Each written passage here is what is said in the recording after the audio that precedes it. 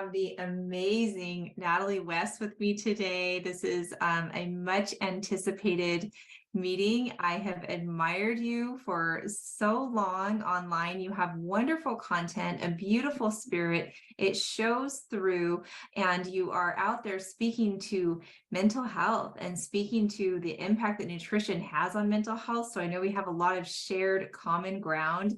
Welcome. I'm so happy you're here. Thank you, Emily. Same. Just everything you've just said, like I said earlier, just before we started recording, I feel like I know you. And again, it's just such a pleasure. And I can't wait to see your reverse TV series. I'm like, Thank you. Thank you. One next time. We're gonna do Charles is planning on doing one of several. And so it's an ongoing endeavor. It's too powerful not to. So, absolutely. Yes. And the story and the mental health story, we didn't this season, we didn't have anybody that specialized in that. Of course, we've all experienced that. We could speak to that, but having somebody that really understands the whys behind why that happens and can help us bridge that gap. I mean, it's one of the number one things that drew me to Carnivore, was hearing about this nourishment and how it really helps people put depression into remission. And that was my story. I had severe depression throughout my life, many times was suicidal, and many times had to use medications. And, this got me to such a different place mentally that I was like, what happened? How did this happen? I know. It's like, where has this been all my life? Why have I not been told this? Why has this not been shared with me about the power of, apart from auditory, visually, what we absorb, even kinesthetically, it's about, no one talks about, what we put in our mouths. And it's, like I've been in this space now for over 17 years. And even when I first started out, one of my mentors had said to me, Natalie, being a psychotherapist, it's just not always about in our head. It's also about in our gut. And he said, if you ever want to do this properly and really help people empower themselves, you must understand the power of, what we eat. But, as we know, Emily, the psychological model always only talks to this part, right? So we get stuck in loops, we get stuck in stories, we get stuck in past. And then we have a body below our chin that actually sends amazing signals. We think we're shrinking our head of this situation, right? And how was your journey and your awareness into it? You've been working in the field for 17 years.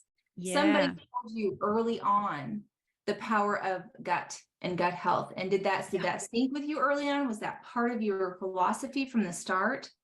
Well, it wasn't originally, because going down the psychology model, no one ever talks about it. And even, sadly, it's still, disregarded. We're told that, what you eat has nothing to do with your mental or mental health issues. And at that point in time, I believed that, right? But then coming from a bodybuilding background and also coming from a family where, my mum suffers from quite, severe mental health issues. And, it's funny, a lot of the gut stuff that she has happened, I started to put together, the pieces of the puzzle. And I'm like, hold on, something's kind of adding up here, and going through my own journey with, depression and anxiety. And that's why I found bodybuilding, but also to not understanding back then that the connection of high carbs and low fat and all that kind of thing really gave me quite a disordered eating pattern. But secondly, Emily, also understanding, I didn't understand how my mind worked. I didn't understand how my body worked. I didn't understand what a negative self-image does and how that contributes to our behaviors and our value structures. So working for myself, as I said, 17 years now, but before that, I was in corporate for 20 years. And I just knew that when I had my first child, I didn't want to work for anybody anymore. And I just decided to go, you know what? I really love the mind. I'm really fascinated by it. And I love health and I love fitness. And it's kind of, now I look back on my journey and all the little pieces started to add up around mindset and bodybuilding and health, but I didn't really understand how it would land. But I ended up going down the psychology route, and then ended up going to a seminar where I met a psychotherapist who literally within 2 hours blew my mind. I'm like, oh my God, I've spent 2 hours with this man in a seminar and I know more about myself than I have in any other therapy session. And now I understand how powerful food is around mental That, and health. that was his premise. That was his main point. Correct. And what kinds of foods was he a proponent of at that time? Did that get you closer to the track that you ended up on, or how'd you? Yeah. Well, I said to him, I was so drawn to what he was talking about. And he just said, to do psychotherapy, there's different kind of modalities. And then he's also an orthomolecular specialist, which talks about really low carb back then. We didn't call it then. That's a while ago. Okay. What do we call it? Well, actually, it was just called psychonutrition back then. So if we talk about Abram Hoffer and Linus Pauling, they're like pioneers of this modality as far as the 1900s. Like it's not new, right? But we know why things get kind of squashed and taken away. But this modality, even back then, even if I look at all my old notes, it's just all low carb and high protein and fats, right? So doing that, even within myself, I noticed a huge difference. And then I just was like, right, where do I start? What do I do? Which has just literally led me to the journey that I've done, but also to the two main pathways which people don't have access to is, understanding how your mind works consciously, unconsciously, and our body also. We're a whole being. We can't just talk to this bit forever. Well, you can, but that's what people do. But it just never fixes the root cause. So for me, it's about teaching people how their minds work, why they do what they do, what structures and tools that they can use for the rest of their life to get themselves very conscious, but also to understand the vibrational attachment with food and connection and attachment and behaviors. You've got to use both. It works so well when you actually have someone that's supporting their gut health and then doing the work that I do through psychotherapy to help them understand themselves. That's the power. Oh, it's amazing. Tell us about your food journey. And I don't know if the bodybuilding can kind of tie into that. I want to hear about personally how that came together for you. So I was probably, I guess, lucky. I grew up in the 70s and the 80s. So like I'm pretty old.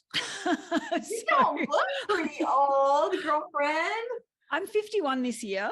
Oh, so, I'm 51. I'm 51. Yeah. But you know what? I call the carnivore the Benjamin Button diet. It just totally and utterly changes our whole skin and the way we feel. And it's just, I'm like, you've got no idea how vibrationally it makes us feel as human beings. And anyone that knows being a carnivore, we know what that feels like. Yes. It's just out of this world. But for me, my mum was, quite a very healthy eater. We'd always have massive amount of protein and veggies back then. So relatively, I thought dieting, back then was pretty healthy of what I grew up on. But then going into the bodybuilding industry, and little did I know at that time, I was probably more doing it from a validation worth outside of myself, just due to my background. But it led me down a very kind of not healthy path because you're restricting your calorie counting. Like I calorie counted probably low fat, for right? 10, 15 years. Like consumed by food, consumed by calories, weighing my food. If I don't even eat chicken now because I can't even look at chicken. It's a weak bird. That's what my friend of mine calls it, is a weak bird. Yes. Agreed. It's like, no vibrational in that for me. Don't want it.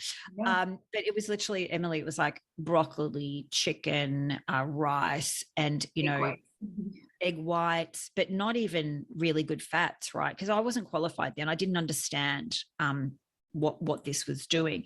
But it was just, I had anxiety, I had depression, I had to then I was, I'd eat a whole loaf of bread and then I'd go for a run, and it was really bad. But I just thought because I wasn't disciplined enough, or I didn't have enough willpower and all of that kind of thing. So I did that for 3 years straight. And then I just was like, no, something's really wrong here. And I kind of just stepped back. And then, I was still working in corporate. And then when I had my son, that was my precipice to go, right, no, I need to understand myself. And it was actually by accident, as we know, nothing happens by accident, that I met this psychotherapist, and it just totally changed my life. But also too, I wasn't aware of carnivore until nearly 4 years ago now. Okay. I was still counting calories and being silly. Oh, and is that like, are you able to not have to engage in that at all? Like, is that Not really now. No, I've done. okay? Well, it only took probably 8 weeks where that kind of just disappeared. But I ended up with a diagnosis of I was type 2 diabetic, and I was 59 kilos. Okay. Yeah, it was through COVID, in the beginning of COVID. And I kind of was like, something feels really wrong. My face was numb. I woke up one day and half my face was numb. And I'm like, what's going on? I went and had a test, and he said, look, I think you've got some stuff going on. But he came back and he said, you're type 2 diabetic. And I'm like, how can that be? Because You didn't look like a type 2 diabetic. no, on the outside, no, but on the inside, because of the years of having high carbs, my insulin just up and down, roller coaster all day. Excuse me. And the other indicator for me is the reason why I was like, hold on, every time I eat, I'm always then hungry. Like literally within 45 minutes, I'd be looking for more food, and all day, every day, I'd be hunting for food. And then I was just like, no, okay, I know what I've got to do here. I've just got to keep that insulin back down. And then I just started researching, and I found Paul Mason. And then that was it. I was just like, okay, done. I dived straight in. I just dived straight in. I'm like, okay, this all makes sense to me. Whatevs. And that was 4 years ago now. Oh, beautiful. And they did the practice and the bodybuilding and that part, was that able to stay, come back? You know, what did that look like? Yeah. So my relationship back with the gym really also transferred how I viewed exercise. So now it's just more about mental health, and I love the gym now. I stayed away for a long, long time, but now it's very different. But you know, everything is different. You know, it's just worlds apart, really. Yeah. Absolutely. Tell us what's happening under the hood. Tell us the journey of, you know, what are the metabolic processes, or the, you know, biochemistry or whatever, because I mean, you are vibrant, and you were in so much pain. You looked amazing. You were type 2 diabetic, and you were sick, and you were going to have all of the consequences of a type 2 diabetic that was going to continue until you got this turned around. How's that? Well, one of the funny things was my doctor, you know, was like, oh, we'll just keep an eye on it. And I'm like, no, we're not going to just keep an eye on it, because I know what that looks like. So for me, you know, I'm an all-in person. So once I have something, especially to do with my health, I'm like, nope, okay, I'm not going to play around with this. So I just dive straight in. But I even though I know the power of food, and, you know, how my mind works, and I know where my mind travels to, and I understand my self-image, I honestly didn't expect the transfer of energy coming from my past dietary habits into being a full carnivore way of eating. I did have a little bit of cognitive dissonance when I was like, am I going to die without plants? Okay. Yeah. Right? We have these questions. I still had that. I was just like, oh, hold on. Okay. But you know what? I was just like, shapey yet. No. no, I know. But, you know, then when I started opening my mind, and I'm like, you know what? 30 days, what can go wrong? Right. Okay. But yeah, again, 30 days, 4 years later, I'm like, yep, okay, we can survive without plants. We can survive without a lot of things that we were told.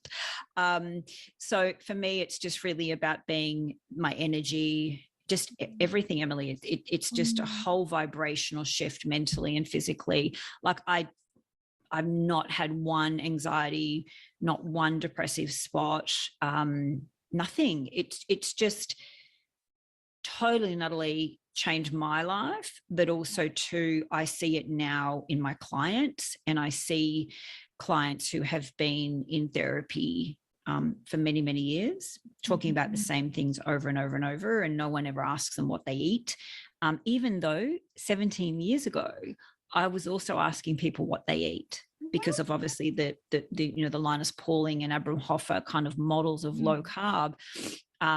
That was very new back then too. People were like, why are you asking me that?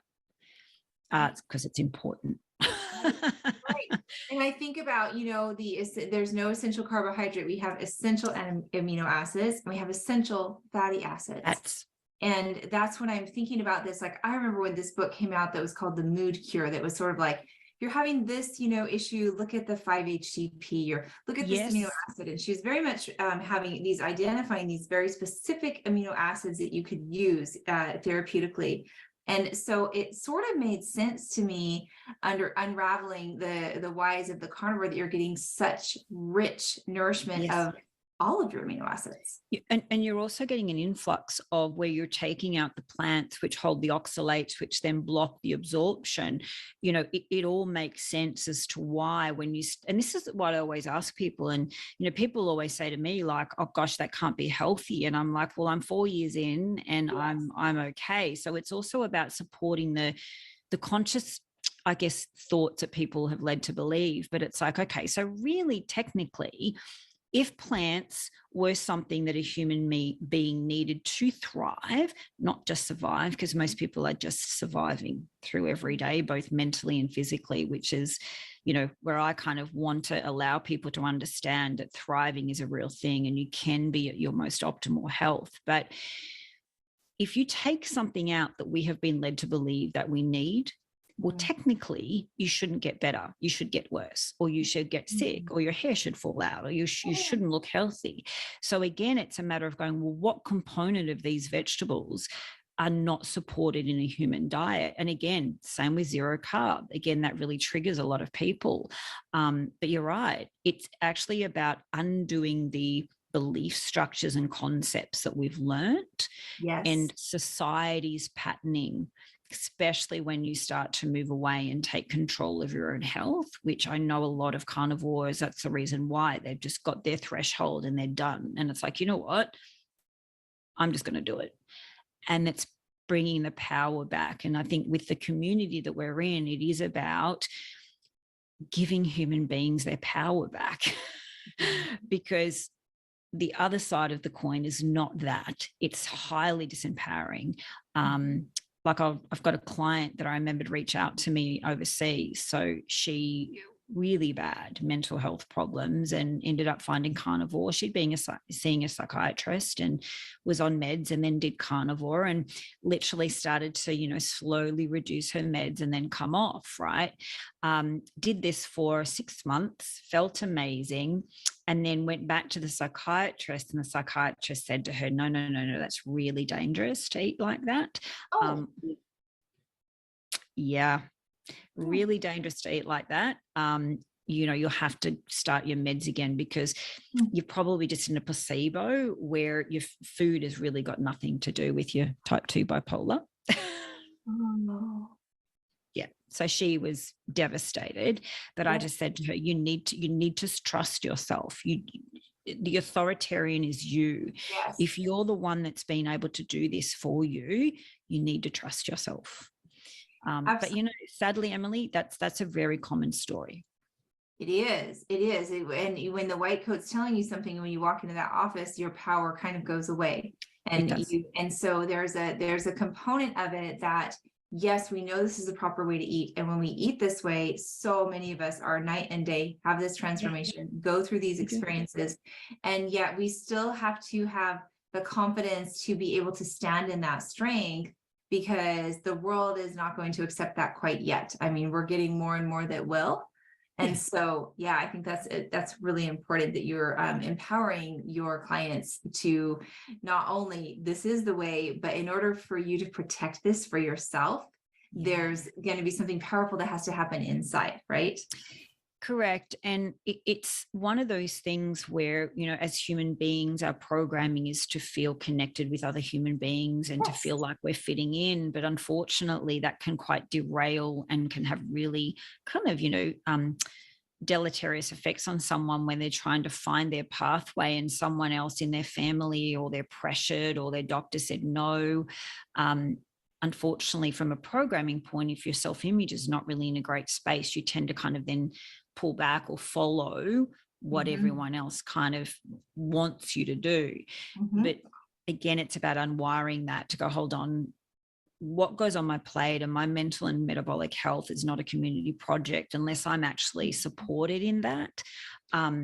So, I always say to my clients, what goes on your plate is your power and your choice. You know, if someone else has an issue with that, or they're triggered by you eating that way, that's not yours to deal with.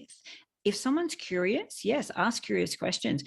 But again, you've got to tap into that vibrational shift of your energy and why you're doing what you're doing. It's not up for negotiation.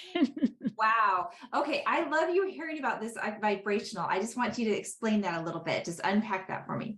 Yeah. So I always teach my clients, you know, we come from a space of being attached to food, not connected to food. So comfort eating, emotional attachments and things like that, which are very energetically driven, right? They're emotions. So, you know, we should never be using food as comfort. We should never be using food as an outlet to dumb down or blunt our emotions. So we've got to remove the attachment and get connected back to energy as a food vibration. So we are energetic vibrational beings, right?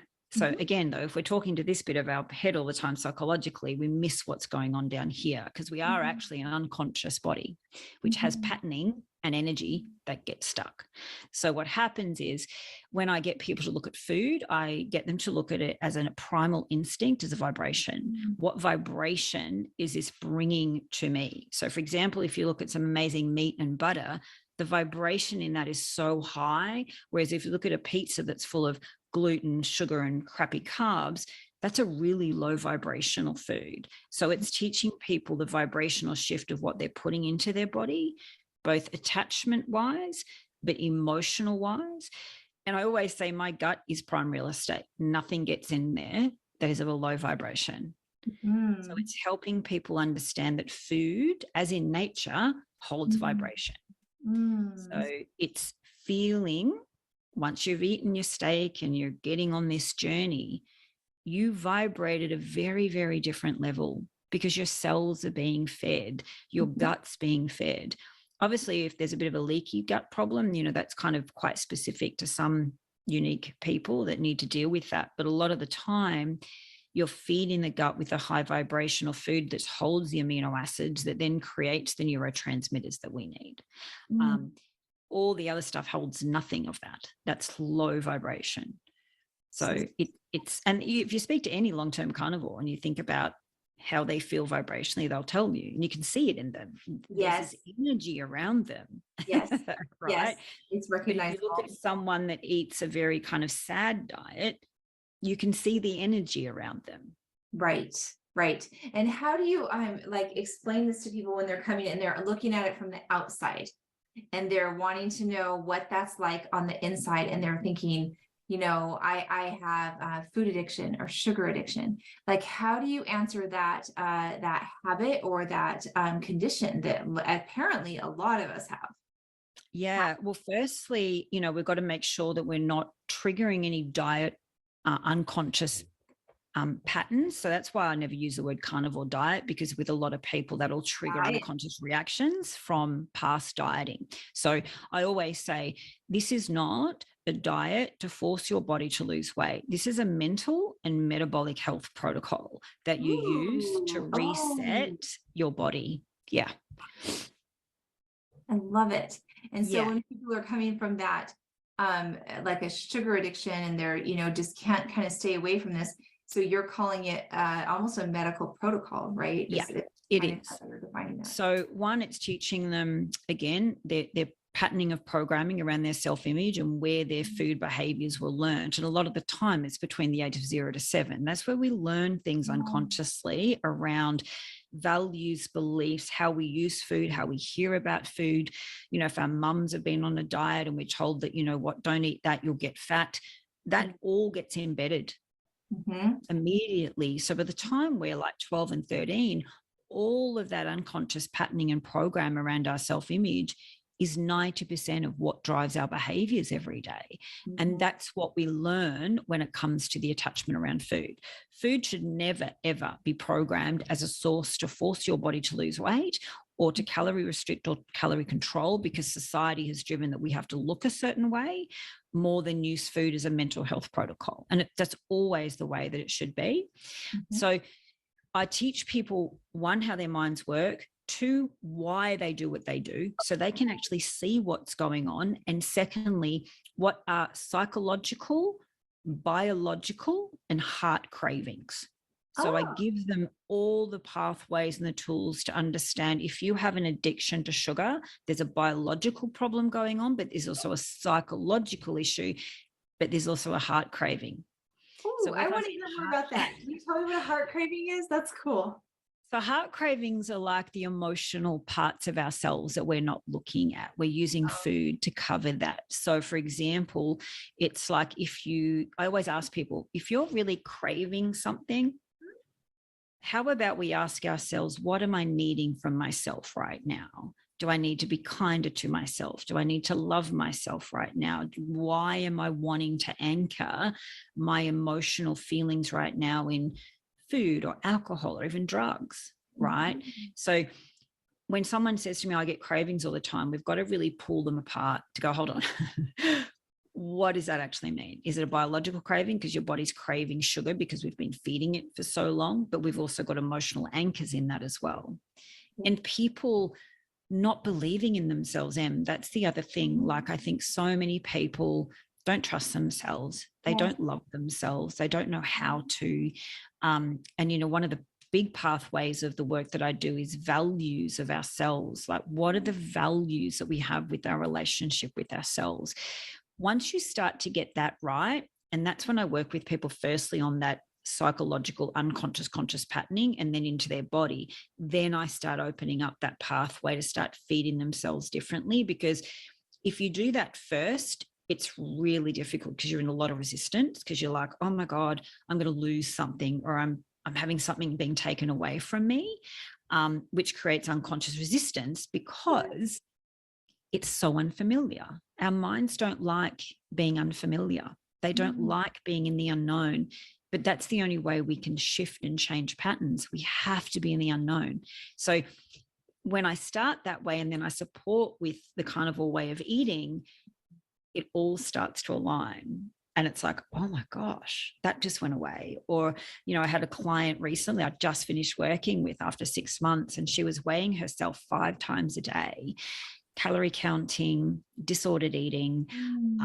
6 weeks in, all disappeared. She threw out her scales, Yes.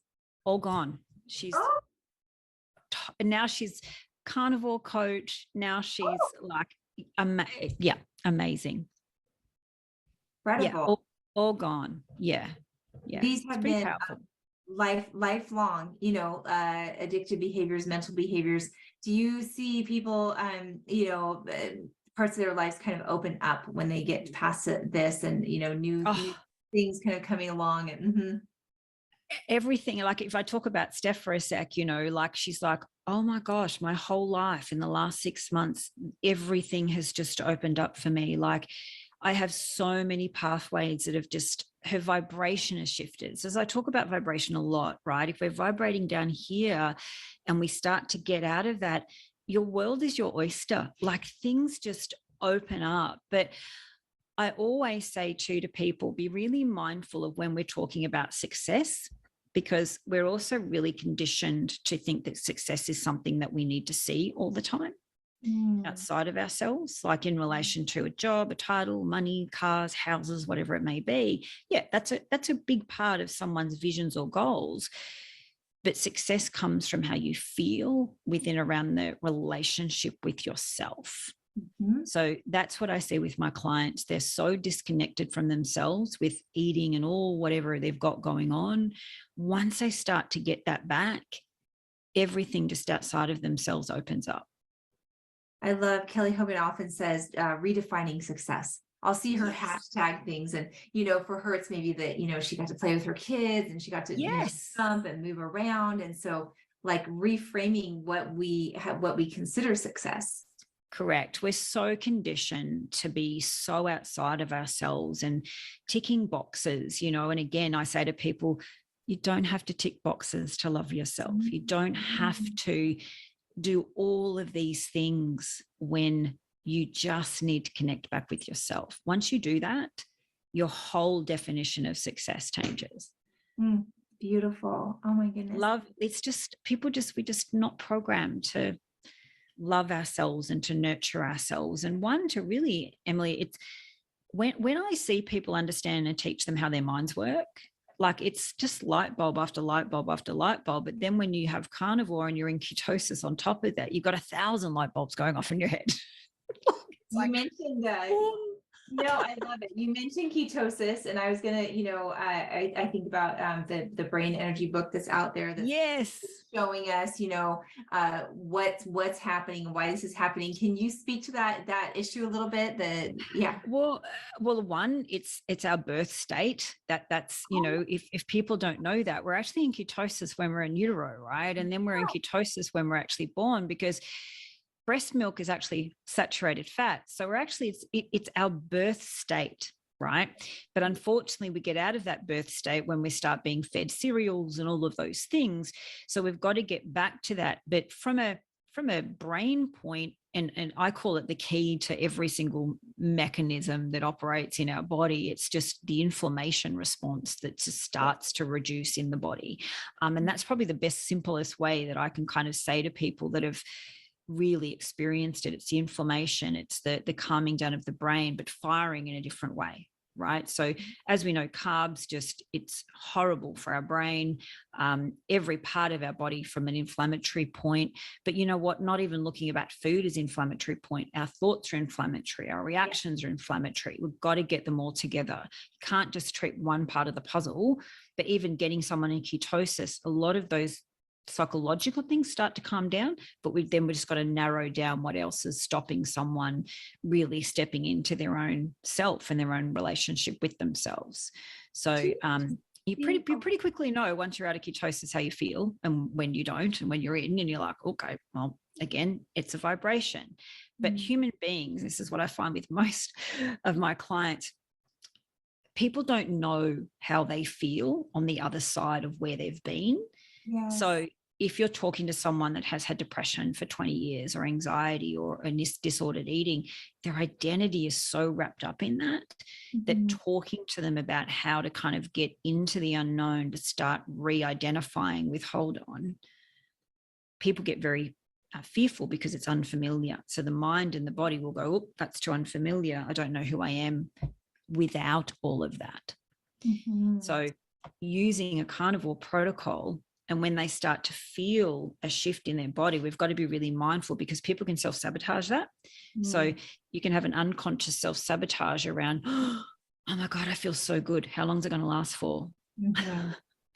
So it's really making sure people are just gently. So I kind of call it the hokey pokey, the way I work. It's like one leg in.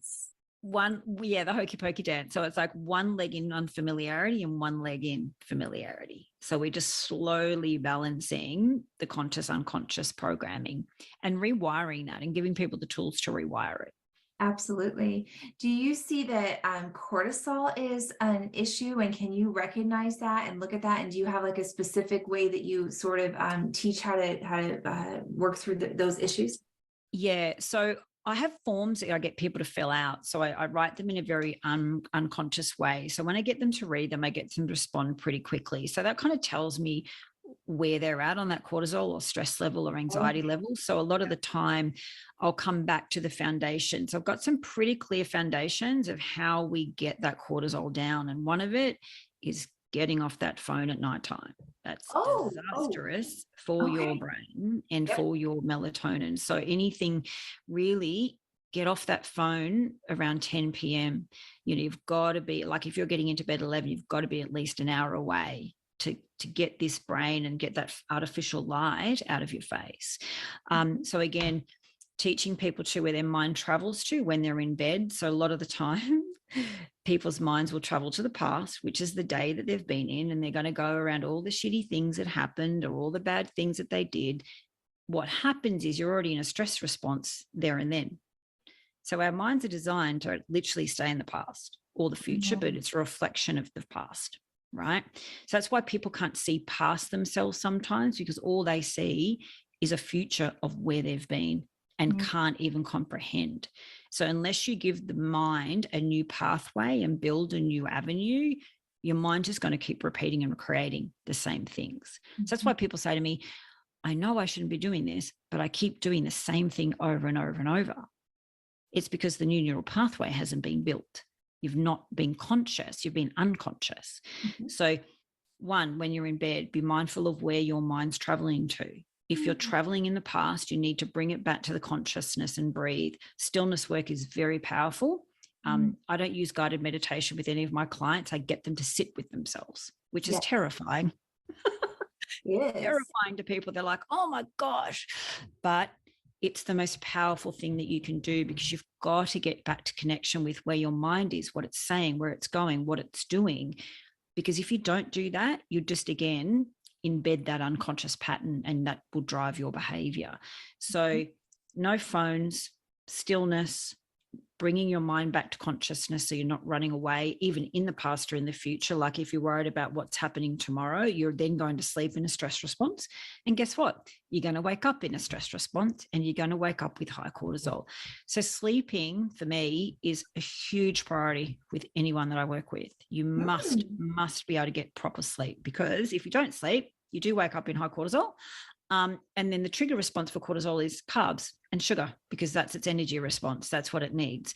So if anyone, knows if they've had a really bad sleep, the first thing you want to eat is generally carby, sugar things. Wow. Just get that going right there. And so are you saying that like the last things that you're thinking about, like let's say you had a gratitude practice or a stillness practice, is kind of, some of the things that you're talking about as you're dozing off to sleep, that is very likely going to be how you wake up as well. Is that kind of what you're saying? Yeah. So you're going back in a stress response. So for example, if you're going back in the past about all the bad things that happened, then that's how you're going to sleep. That's the last thought that your mind hears, right? And then the minute that you wake up, generally what happens is we wake up in the response of, oh my gosh, hope today doesn't happen what happened yesterday, or oh my God, now I've got to do all this. It's always back and forward, back and forward. We're never conscious. So it's about redirecting back to breathing. And I always say to people, if you're in bed and you really can't anchor yourself, you need to use your hand and anchor yourself, so you know where you are, so you can concentrate back on your breath. I do a lot of tapping too, sometimes with clients as well, just to get the meridians back in alignment. But when you're in bed, I either get them, to anchor themselves here or to anchor themselves here, because you can't not concentrate when you've got an anchor point, right? If you try to wander off, you're like, I've got an anchor here. It keeps you anchored. And so once you're anchored, all your job is just to breathe. And then if your mind wanders off, you anchor back to point. And is that what your sleep routine's like? Tell me about your sleep. Like what are your little things? You have like a little bit of butter? My last meal, so no normal meal, my meal structure during the day is like I have 6 eggs in the morning with huge amounts of butter, and then that's it. And that will get me through till 4, maybe. Nice. I just see, you know what it's like. You kind of go, oh, am I hungry? Yeah, no, yes or no. If I do eat, I'll normally have, some steak or some lamb. Don't have any eggs. That's kind of my morning routine. That kind of sets me up for the day. And then that's it. And I'll have electrolytes every now and again. But my night routine is literally I journal. So what happens is I have my internal value structures with the relationship with myself. So one of them is trust. So every night I'll go through and I'll choose one of my values where I'll say, how did I trust myself today? How did I respect myself today? How did I love myself today? And I write that down. And that's how I go to sleep. So I'm embedding positivity of the things that I've done today. But even if I haven't trusted myself, it's about learning how, oh, wow, okay, this is how I didn't do that today. So we're connecting back with being grateful, but also it's embedding those relationship values. And then literally I just lie down and I do stillness and I'm off asleep. My mind is blank, because obviously train myself that way. Yeah. And I love that, because we're doing this physical thing where we have to put energy into our food, buy the food, get the right food in our environment, set up our environment for success. And so, but we're doing the same thing mentally. It's like, you have to feed that mental appetite and get that brain ready so that it's going to be able to face the next day and you're going to wake up with hope. So 100%, and I always say the first thing when you wake up in the morning, the minute you get out of bed and you put your feet on that ground next to your bed, you say thank you. Oh, love that. Yeah. Because you know what? Saying thanks for being able to wake up and have another amazing day, to operate in the vibration and create. And, you know, again, we're creators, we're the directors or producers of our lives. But if we do it unconsciously, we're going to keep repeating the same patterns. Got to be conscious and direct and produce. So I'm so grateful every time I wake up in the morning, I get to put my feet on the ground and I'm like, thank you. Thank you. And then I'm off. I have my water beside my bed. That's my morning routine. I have a lot of water, so I'm hydrating my brain and my body. And then I get up and I'm like, right, first thing's breakfast. I'm very, very conscious in my activity. And that's what I help my clients do too. We're very conscious in our behavior. We're conscious in our activity, but it opens up pathways for people to create the things that they want to create, one within themselves, but two in their whole lives. So you mentioned creativity. And is that something that you actively encourage in yourself? What are some of the creative endeavors that you like, and how important is that? It's huge. Like I love putting myself out into unfamiliarity. I definitely seek out things that will make me uncomfortable. You know, such as I'm starting a little side project totally away from anything that I've ever done in my life. Oh, no. What is it? What is it? Yeah. So I'm actually starting a skin brand, an organic skin brand, because I'm so also aware that 80% of what we put in our skin is absorbed into our bloodstream. So a lot of the time we're not aware of the toxins that are in our skincare. And also too, having, you know, probably semi-dry skin, like it's got a lot better since being carnivore, but also too, I can't find anything that works for me. So I'm like, right, damn it. I'm just going to make one. I gotta make it. So I'm just like, but you know, what's really funny. It's just being in a creative conscious mode and just knowing that, yeah, it's for me, but it's also, I want to help other people that are really struggling to find something that's organic, that's actually really just good for their body and is not full of toxins. So yeah, could be some tallow added into that. Yes, that's what I'm thinking. I know. I just put tallow on before we were visiting with this. Okay. Yeah. So again, you know, I love being creative and I love pushing myself. But again, I would not be able to do that. You know, if I kind of look back 20 years ago, if I thought about where I was now, there's no way that Natalie back then would have done that, right? She was a high perfectionist and all of that kind of, you know, really deep set programming around myself. But now it's just being so open in that vibration to go, right. You get downloads a lot easier too when you're actually in a high vibration and when you're fueling yourself both auditory, kinesthetically, and what we're feeding ourselves with vibration, that shifts. So everything starts to open up. I love it. And what do you have your clients doing and your patients with movement? How do you have them encourage movement? Yeah. So again, it's like we've got to move away from exercise as a punishment to, you know, cardio to lose weight and all that thing. So it's about redefining what that means to their own mind. So for example, if I said to someone, what do you feel about walking?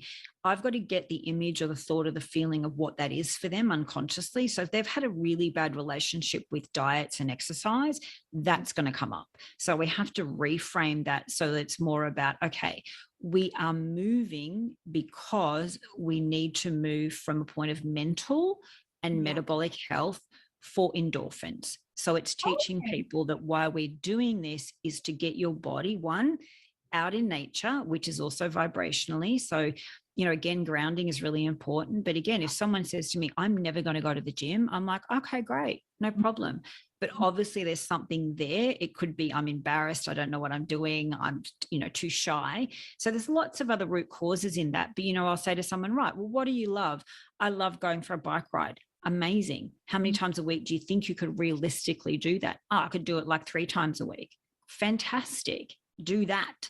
Because if someone's doing that because that brings them joy, like, I don't know if anyone, like, honestly, running on a treadmill does not bring me joy. Like, who would want to do that?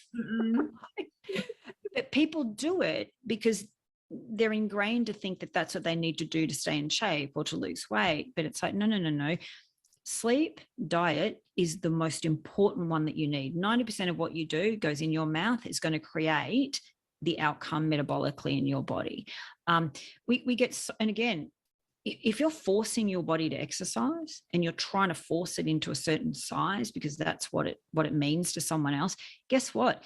It doesn't work. Your body knows, your mind knows, every cell is listening. Yes. I feel like it becomes stubborn. I feel like the more that you have a timetable on it, or you try to control it in a certain way, that you're almost guaranteeing that you'll get things It's stress. We're mm-hmm. creating stress response, you know, That's and right. again, like I've got a couple of girlfriends of mine that have gone carnivore recently, and one of them rang me. She goes, I don't know what's happening. She said, but I've not been to the gym since January, and all my clothes I put on, they don't fit. I'm like, yay, that's called being in metabolic health and Yes. being in ketosis and feeding yourself like a human being. And she's like, Mm-hmm. oh my God, I never thought. I'm like, yep. But you know what? I said to her, Renee, just go for a couple of walks with the dog. That'll be fine. She's like, oh, I love that. So yeah. Yeah, because I think a lot of people were over exercising, under eating, and their bodies were at places that were not even healthy, right?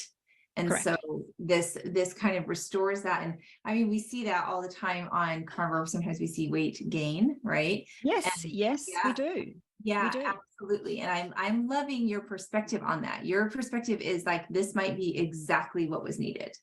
Correct. And Yeah. again, we're so conditioned to think, oh my God, I'm gaining weight. Well, guess what? Your body has probably been in so much dysfunction and inflammation.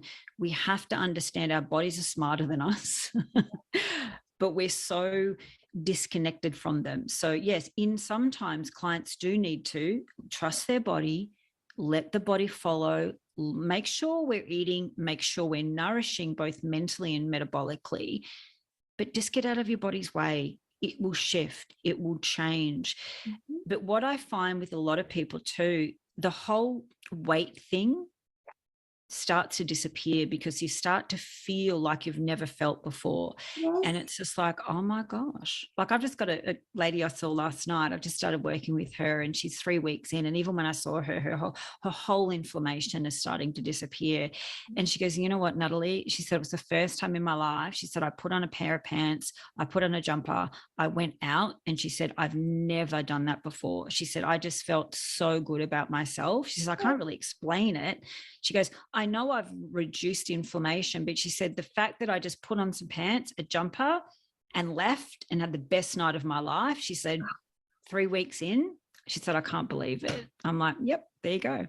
Yeah, it's taking the obsession away. Yes. Yeah, yeah, getting us to this space where we love ourselves so much more and catch ourselves and even view ourselves. How do you handle people with their body image stuff? Like a lot of this chemically just corrects, right? And It so if someone's does. having from this spot of maybe like a dysmorphia or body image, how does that journey go?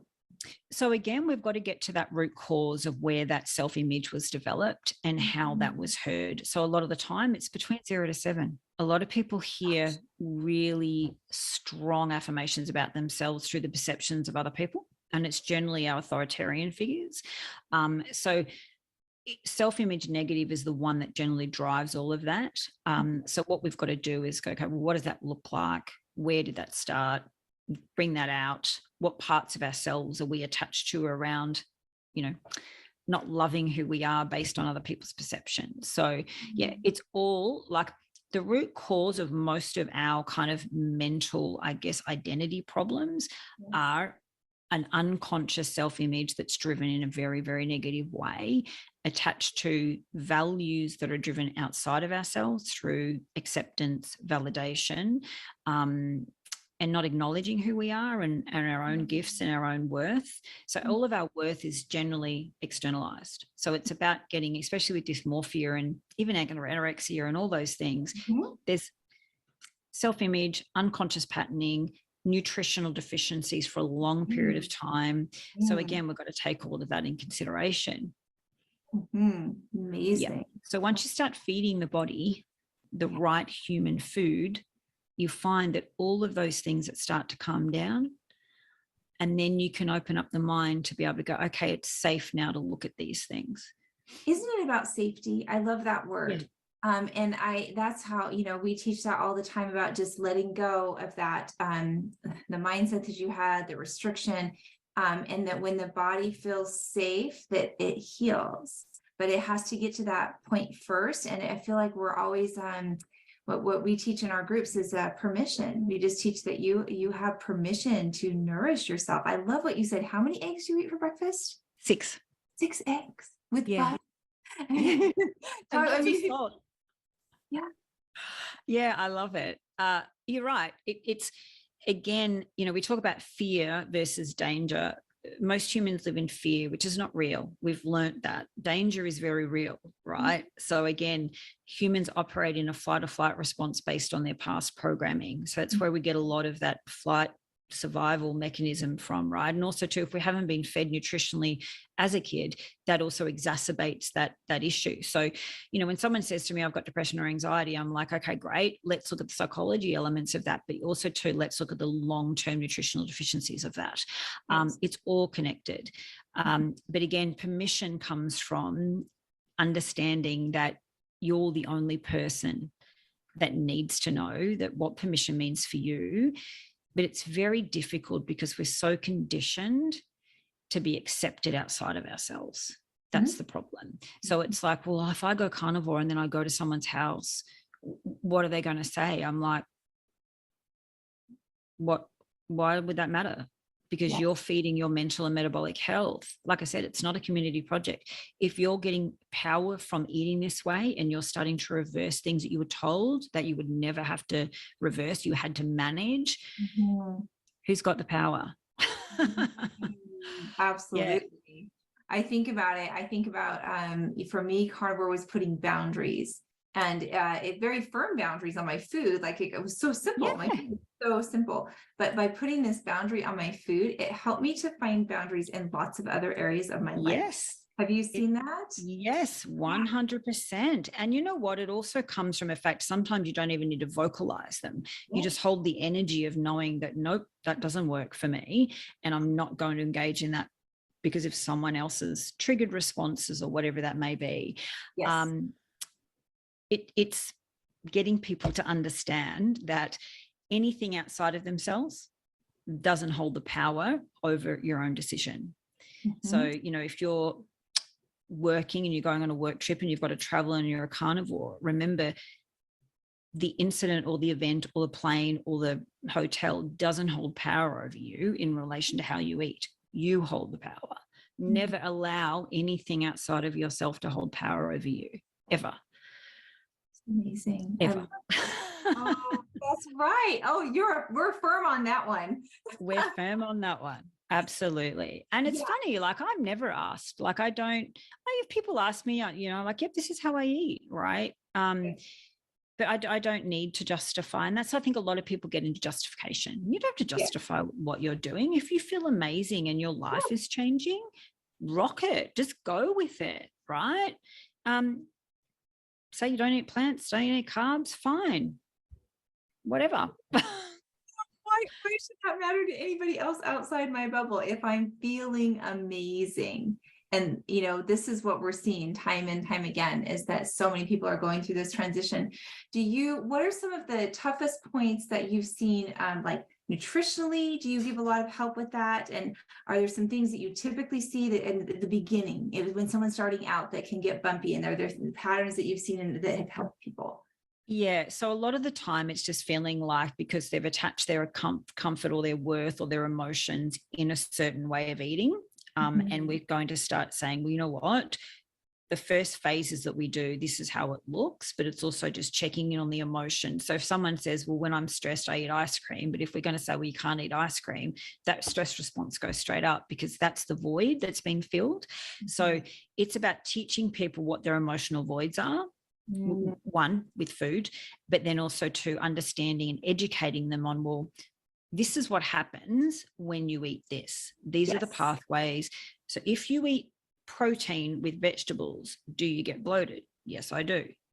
What does that feel like? So it's getting them back into the association of this is painful, doesn't feel good. So the mind's kind of going, hold on, you've just told me that's not normal, but I've been living like this for 20 years. Yeah. So it's about slowly opening up the pathway for people to go, actually, hold on. I know I don't want the ice cream or I don't want the vegetables because they make me bloated, but what's the emotion that's holding me in that? So it's getting the emotion attached to self-image. It's always linked back. But also too, not knowing how to actually manage your emotions without an outcome anchor. So our mind's a video camera. So every single time we do a behavior, if we're doing the same behavior over and over again, so and humans eat whether they're happy, sad, indifferent, whatever. Any reason. Yes. Oh yeah. Any reason. Eat, right? Is the answer. It's there, we eat it. If we're happy, we're sad, whatever. But if we keep doing that, the mind records every single time I'm sad or I'm stressed, your picture in your filing cabinet comes out that you eat ice cream. So it's a very unconscious pattern. So every single time someone says, oh my God, I'm stressed, before you know it, you're at the fridge or at the supermarket buying ice cream and biscuits, even when you're like, hold on, I don't really want them. But then you eat the whole thing, but you haven't even tasted them. So it's a very, very unconscious pattern that if you don't start to break that up with one, understanding the emotion, what the feeling is, but changing the image and the outcome. So that's why when I work with people in Carnivore in the beginning, I'm like, what we're filling the void with, we're not going to leave the void open. What we're going to do is go, what I want you to do is eat protein and fat. So instead of, you can be stressed, that's fine, but I don't want you to anchor that stress response in ice cream. I want you to anchor that new response in protein and fat.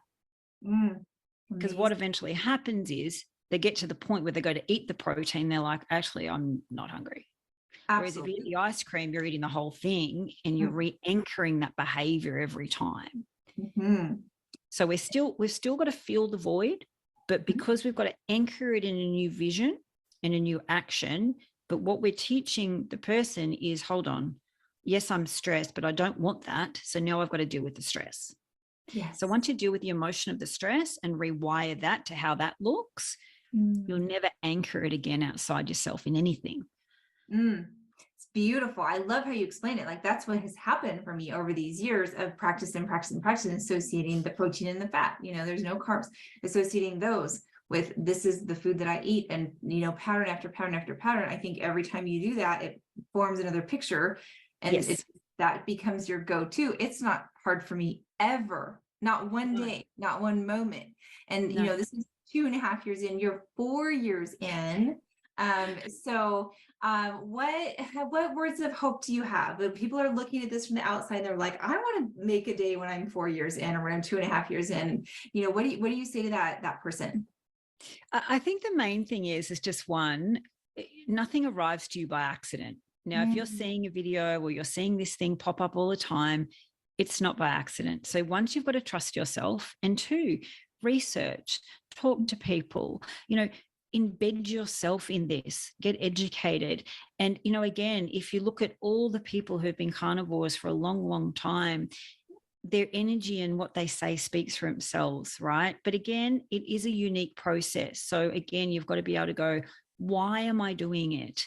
Be really mindful. I always say to people, know your why and make sure it's very, very strong. Because if you're doing it to go, I'm going to use this, and this is also two people come to me and say, look, I've heard the carnivore diet, you can lose a lot of weight. I'm like, right, that's a side effect of putting your mental and metabolic health first. So we never use it to push that agenda. It just doesn't work. It's just back into the diet mentality, right?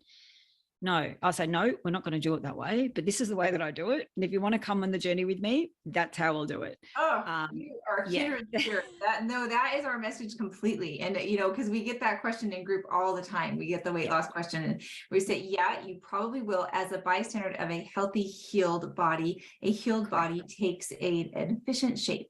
And so when you learn how to go about this and how to fuel your body correctly, your body does tend to become efficient. The exercise comes to tend because you want to exercise, because you feel so good. You want to go out for that walk. Got the energy to do it. Yes. And it's got that freed up. So this has been amazing. I have learned so much, and just like taking the details of it and really helping us understand and put those connections together as to why this happens. Thank you for just sharing all these tips with us. What are you up to? Where can we find you? I know you've got your skin product coming up, but any announcements or anything you want to share with everybody?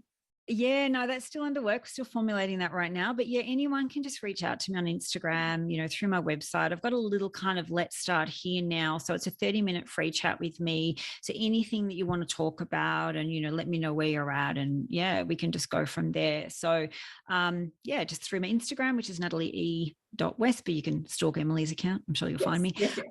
Or NatalieWest.com. So yeah, that's how they can find me. Amazing. Thanks, Em. I've loved it. Thank you.